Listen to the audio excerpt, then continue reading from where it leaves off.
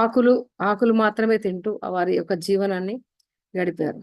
ఒకానొక సమయంలో బ్రహ్మ వారికి ప్రత్యక్షమయ్యి, అమ్మ ఇంకా నువ్వు చాలించు అని, అంటే ఆ రెండవ రోజు ఏదైతే మనం అమ్మవారిని మనం పూజిస్తాం, బ్రహ్మ ఎప్పుడైతే ఆవిడకి దర్శనం ఇచ్చారో అప్పుడు ఆవిడని ఉమా అని సంబోధిస్తారు.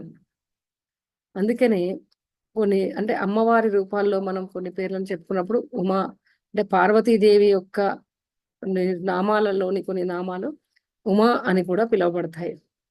అదే ఈ ఇలా ఎందుకు పిలుస్తున్నారు, ఇలా ఎందుకు జరుగుతుంది, ఇవి నిజంగానే ఈ పూజలన్నీ చేయాల్సిందేనా అంటే, మనము ఈ శరీర ధర్మం ప్రకారం ఎన్నో జన్మలు తీసుకుంటామనేది ఎంతైతే సత్యమో, పూజలు, వ్రతాలు, జపాలు ఇవన్నీ కూడా ఒకానొక జన్మలో జరుగుతూ ఉంటాయి.